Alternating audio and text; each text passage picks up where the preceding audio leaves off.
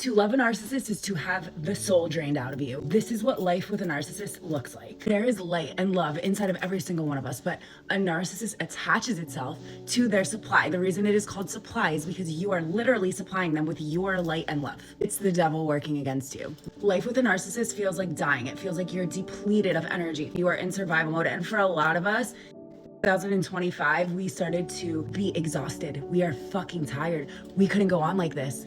A lot of us will go back to these abusive relationships because the pain of unraveling it all is just too much to bear. I couldn't even put it into words if I tried. I've been out of an 18-year relationship with a narcissist for about a year now. I am nowhere near done healing. You need to understand that leaving might actually be harder than staying. The peace on the other side is worth it. You have to take accountability. You have to process things. One of the hardest things for me was processing my own guilt around how did I not see this? There's so much guilt inside of me for the times I didn't see it, for the people that truly loved me that were trying to get me to see it, and I chose him every single time. And I hurt a lot of people. I could tell y'all stories for days, but I had to process that devil was so strong that I was inheriting its characteristics. This is common when an empath and a narcissist are attached. You need to understand every fucking layer of this. You need to understand that when you have sexual relations with someone, it is an exchange of energy. So you are taking on that person's energy. So whatever demons is inside that person that you are laying next to, it's coming into your energy realm now.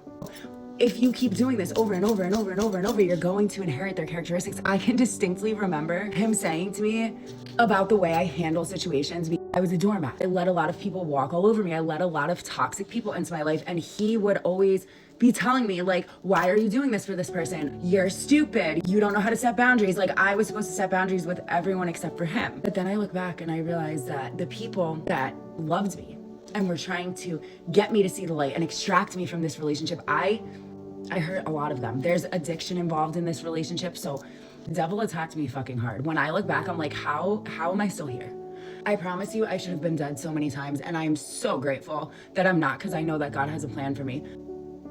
You have to forgive yourself. You have to give yourself grace for all the times that you took on their narcissistic tendencies. Like getting out of rehab and standing up. My favorite uncle. I was in rehab for 6 months. My uncle worked in New York City. He worked on Wall Street. He worked 14-hour days. The visits at my rehab were from 7 p.m. till 10 p.m. Very strange. He would drive 4 hours to come visit me every single fucking week I was in there, okay? My family knew that my ex led me to this addiction. I was on a good path before I met him. I was on a scholarship in college. I had a lot going for me, okay? I had been working since I was 13 years old, saving money. I had my own car that I paid for. They weren't worried about me. He was trying to help me get back on the right track. My ex, he left me in there to die for 6 months, even though I had continuously supported him in jail, in rehab, wherever he had to go. This was the first time I had ever gone to a long-term rehab. He did not write me letters, even though I wrote him letters. He didn't even have the fucking decency to write me back.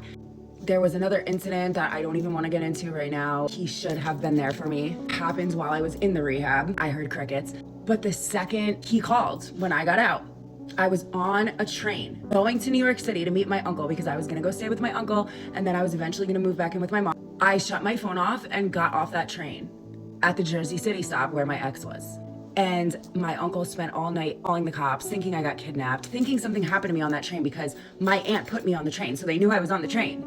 That's just one example. The things I did to my mother, the things I did to my father, the things I did to my ex's mother, who I loved like she was my own mother, that he threw in my face. Like he could do anything he wanted to her, but everything I did got thrown in my face. I definitely did some fucked up shit in my addiction, but I took accountability for all of that. And the guilt that I was carrying around for the things I did to the people I love, it kept me stuck in that cycle. It kept me stuck feeling small. He used it then as leverage over me to control me. Well, you did this. Well, you did that. But then the second I tried to bring up things he did, we weren't talking about that, or it didn't happen that way, or I'm remembering it wrong, or I'm fucking crazy. You have to forgive yourself. It takes a long time. I still haven't completely forgiven myself, but I had a leg up because I got sober in 2020. I started doing step work and I started doing shadow work and I started forgiving myself for the things I had done in my addiction. Now I have to work on the layer of forgiving myself for adapting his narcissistic tendencies. But this is what happens when you are exchanging your energy with evil. You have to go through a complete exorcism when you leave. I have not slept with anyone since because I understand now. I'm not going to exchange my energy with anyone unless I understand completely what they are about. In this extended period of celibacy, I have literally found myself like you would not believe. You cannot find God if you aren't still. You cannot find yourself, your creative power, and remember who the fuck you are if you're not still. If God isolated me so much in this season, like even the people that I love that I want to talk to, I didn't have the mental capacity to talk to them because I was processing so much that I like couldn't even figure out how to have a normal conversation with anyone. Makes me feel like I'm a bad friend, and it makes me feel like I'm just doing something wrong. But I'm starting to understand that I needed to be alone in this season. I couldn't rely on anyone else to carry me through this. I had to carry myself through it. I had to learn every single one of these lessons.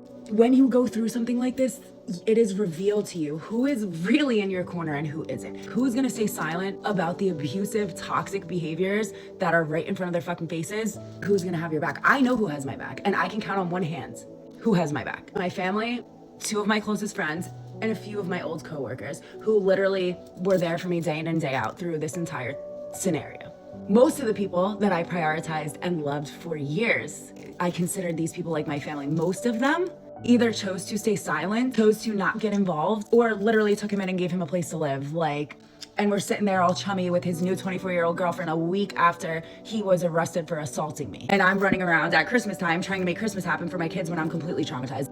God will open your eyes. You will see who's in your corner. You will see the truth about everything. And it fucking sucks. And it's fucking painful, but I promise you, you need to see every aspect of this. You need to understand every aspect of this. It is how you set yourself free.